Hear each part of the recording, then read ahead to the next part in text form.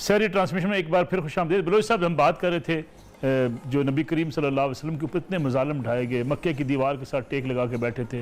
हज़रत खब्बाब ने पूछा, अल्लाह के रसूल, अल्लाह की मदद कब आएगी? अल्लाह के रसूल सल्लल्लाहु अलैहि वसल्लम का चेहरा मुबारक सुर्ख हो गया। फरमाया कि खब्बाब, हमसे पहली उम्मतें गुजरी, अम्बिया गुजरे, ज़मीन में ज़िंदा गाड़ दिए गए, आरों से चीर दिए गए। इतना सब्र और इतने सब्र की तलकीन, हम तो छोटी छोटी बातों पर लड़ पड़ते हैं। अल्लाह अकबर। बिल्कुल ये हकीकत है कि चूँकि नबी करीम सल्लल्लाहु अलैहि वसल्लम अल्लाह के हबीब थे और डायरेक्ट अल्लाह के साथ उनका रब्ता था, और अल्लाह ताला ने वही के ज़रिए पहले अम्बिया और रसूल के वाक़यात से भी उनको आगाह किया। तो सहाबी ने जब आप बैतुल्लाह के साथ बैठे थे और उनका अल्लाह के रसूल, क्या हम हक़ पर नहीं हैं? और मैं हक़ पर हैं। तो अल्लाह के रसूल, फिर मता नसरुल्लाह, अल्लाह की मदद कब आएगी? देखें अब ये जुल्म हुआ, ये जुल्म हुआ, ये जुल्म हुआ। तो नबी करीम सल्लल्लाहु अलैहि वसल्लम ने फरमाया कि अभी तो हम पर कुछ भी नहीं हुआ, आपसे पहले जो लोग थे मादूना लाहमे ही व आज़मे ही, फरमाया कि तुमसे पहले जितने लोग अम्बिया और रसूल जो वो आए, उनके सहाबा आए, उन पर इतना जुल्म हुआ कि बास लोगों की लोहे की कंगियों से उनके जिस्मों पर फेर कर नोच लिए जाता था, गोश्त आरे चलाकर उनके जिस्मों को चीर दिया जाता था, और वो फिर भी आहद आहद करते थे। और ये नबी अलैहिस्सलातु वस्सलाम की तरबियत ही थी कि आप सल्लम की ये तरबियत ही थी कि बिलाल जैसा शख्स जो है वो काले रंग का हबशी गुलाम है, और नीचे आग के अंगारे हैं, अरब की तपती रेत है, फिर ऊपर अंगारे हैं, फिर ऊपर बिलाल की नंगी पीठ के साथ उसे लिटाया जाता है, फिर ऊपर जो है वो भारी सिल्ले रख दी जाती थी पत्थरों की, और फिर वो आहद आहद कहते थे। और एक दिन सैयदना अबू बकर सिद्दीक रज़ियल्लाहु ताला अन्हु वहां से गुजरे, कहा बिलाल आप आहद आहद करना बंद कर दें, हो सकता है पर जुल्म बंद हो जाए। वो 3 दिन वो उन्होंने नहीं किया, तो तकलीफ, वो अजाब में भी ज़्यादा तकलीफ हो गई। चौथे दिन फिर करना शुरू कर दिया, फिर तकलीफ हो रही है। अबू बकर सिद्दीक गुजरे, कहा तुम्हें मैंने मना किया था, कहा 3 दिन मैंने नहीं कहा, मगर मजा नहीं आता आहद आहद कहने का, जितनी तकलीफ होती है उतना ही आहद निकलता है। ये नबी की वो तरबियत थी। इसके बावजूद नबी अलैहिस्सलातु वस्सलाम, देखिए ये रमजान है, और रमजान की सैयदा आयशा कहती है, अल्लाह के रसूल, ये लैलतुल कदर अगर मैं पा लूं तो मैं अल्लाह से क्या मांगू? मुझे कुछ स्पेशल आप दुआ बताएं। और मैं अल्लाहुम्मा इन्नका अफ़ूउन तुहिब्बुल अफ़्वा फ़ाफ़ु अन्नी, ऐ अल्लाह तू मुआफ़ी को पसंद करता है, तू मुआफ़ करने वाला है, अल्लाह मुझे भी मुआफ़ कर दे।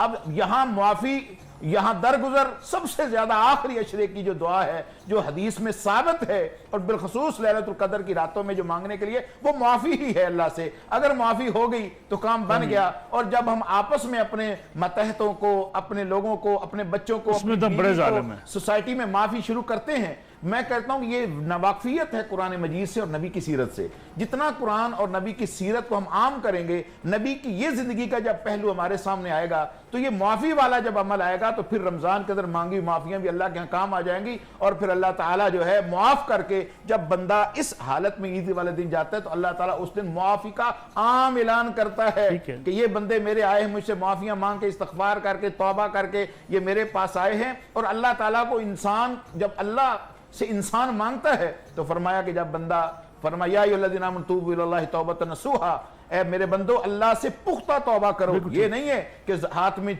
तस्बीह है, मुंह में तौबा तौबा है, करीब गुनाह जा रहे हैं, जुल्म कर रहे हैं, ऐसी तौबा नहीं, खालिस दिल के साथ अल्लाहुम्मा इन्नका अफ़ूउन तुहिब्बुल अफ़्वा फ़ाफ़ु अन्नी। तो असल में आखिरी अशरा मुआफी का ये, और हम इस दर्द से मांगे, अल्लाह से माफी मांगे और लोगों को भी माफ करना सीखें। अल्लाह शेख बुखारी साहब, एक तो हम जिस्मानी तकलीफ पहुंचाते हैं, एक हम जुबान से तकलीफ पहुंचाते हैं।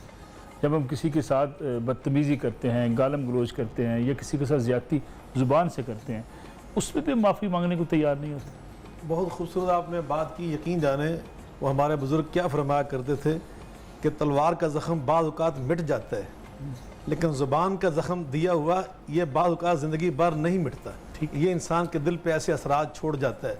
तो इसलिए हमें यही तलकीन की, दूसरों की दिल शिकनी नहीं करनी चाहिए किसी भी लिहाज से, उसको गाली देकर, उसको बुरा भला कहकर। मैं यहाँ पे हैरान हूँ, मुझे क़ायद आज़म मोहम्मद अली जिन्नाह रहमतुल्लाह अलैह की बात याद आ रही। उन्होंने अपने खानसामा को छुट्टी दी कुछ दिनों के लिए घर जाने की, तो वो बेचारा वहाँ जाकर मसरूफ़ हो गया। उसने ख़त लिखा, कुछ दिन ज़्यादा लग गए, उसको मालूम था कि बड़े बासूल आदमी, तो कहा कि मैं ज़्यादा दिन लग गए, यकीनन आपने खानसामा रख लिया होगा, तो मैंने माफ़ी के लिए ख़त लिखा है। तो उन्होंने जो जवाब लिखा ना, वो छपा हुआ उनके मकातीब में। तो उन्होंने उसका जो आगाज़ के कहते हैं, माई डियर सर, खानसामा को लिखा, माई डियर सर, ये थे हमारे क़ायद आज़म कि मेरे मुहतरम सर, मैंने कोई खानसामा नहीं रखा, मैं आपकी जगह पे खुद काम कर रहा हूँ, आप अपने घर के काम काज इत्मीनान के साथ मुकम्मल करके फिर वापस आएँ, आप अपनी जगह पे आके अपना काम करें। तो इस तरह हमें तो ये तालीम दी गई, दूसरों को किसी लिहाज से भी तकलीफ ना पहुँचाएं। तो मैं ये समझता हूँ, अगर नबी पाक ने क्या हमें हमारी मिसाल दी, अय्युल मुस्लिमीन अफसल, सबसे बेहतरीन मुसलमान कौन होता है? तो आका ने क्या फरमाया, मन सलिमल मुस्लिमून मिन लिसानिही व यदिही, बेहतरीन मुसलमान वो होता है कि जिसकी ज़ुबान से किसी को तकलीफ ना पहुंचे। नबी पाक अलैहिस्सलातु वस्सलाम के बारे में अल्लाह ने कुरान में फरमाया, फबिमा रहमतिन मिनल्लाहि लिंता लहुम वलौ कुंत फज़्ज़न गलीज़ल क़ल्बि लनफ़ज़्ज़ू मिन हौलिक। मेरे महबूब 1 लाख कई हज़ार जो लोग आपके साथी जानिसार बने इसलिए कि आपकी ज़ुबान में। लेकिन एक दो जुमले ये भी कह रहे हैं, जो सरकारी अफसर होते हैं लोगों को मातहतों को सजाएं देने के चक्कर में होते हैं, सैडिस्ट होते हैं, उनके बारे में कुछ 2 जुमले फरमा दे ताकि फिर हम बहुत आपने खूबसूरत बात की। यकीनन जो माताहत होते हैं ना, कह दिया कि मैंने इसलिए बात सुनाई, माताहतों के साथ नरमी बरतना, उनके साथ अच्छा अखलाक रखना, उससे पता क्या होता है, मुलाजमों के हौसले बढ़ जाते हैं, वो ज्यादा वफादार बन जाते हैं। नबी पाक सल्लल्लाहु अलैहि वसल्लम ने हमें क्या क्या उसवा पेश किया।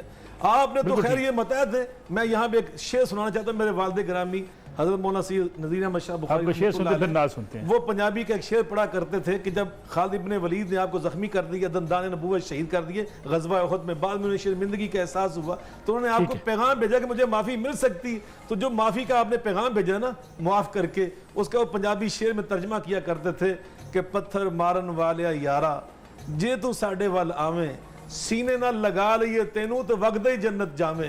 तो यकीनन हमें तो नबी पाक सल्लल्लाहु अलैहि वसल्लम को माफ करने का पैगाम दिया है, उस वह हसना ये पेश किया है। बहुत शुक्रिया बुखारी से जिब्रान साहब से ना कि हिंद को और वाशी को जो नबी सल्लल्लाहु अलैहि वसल्लम ने माफ किया है, इससे बड़ी और क्या इससे बात बड़ी मिसाल के जिब्रान साहब से ना सुनते हैं। उसके साथ ही हमारी सारी ट्रांसमिशन का इख्तिताम होगा।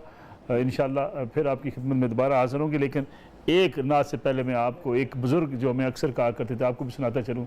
वो कहा करते थे कि अगर आप के गले में तख्ती डाल दी जाए, उसके ऊपर आपके रोज़ाना के मामूलात लिख दी जाएँ, गलतियाँ लिख दी जाएँ, तो शायद आप अपने घर से बाहर निकलने के काबिल ना रहें। इसलिए अल्लाह अगर आपको माफ़ करता है और दुनिया में आपको इज़्ज़त देता है, लोगों को भी माफ़ कर दे। जिब्रान साहब आपसे ना सुनते हैं।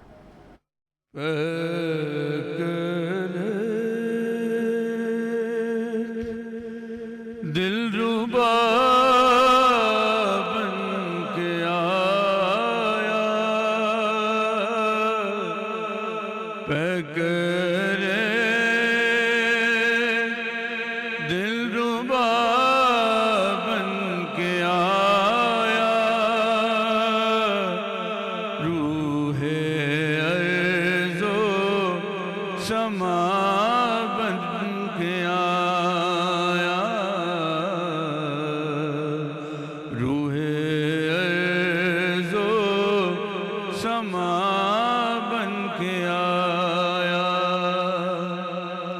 सब रसूले खुदा बन के आए,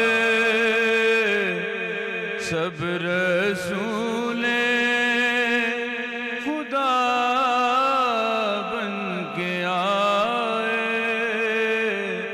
वो हबीब खुदा बन के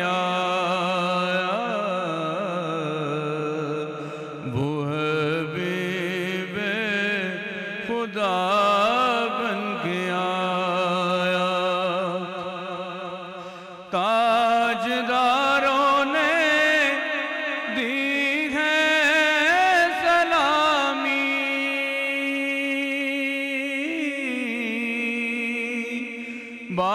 बादशाहों ने की है गुलामी। ताजदारों ने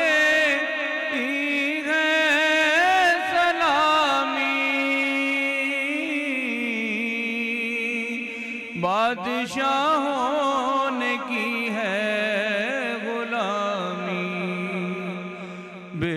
बेमिसाल उसका इसमें गरामी, बेमिसाल उसका इसमें गरामी। मुस्तफा मुजतबा बन के आया, मुस्तफा मुजतबा बन के आया।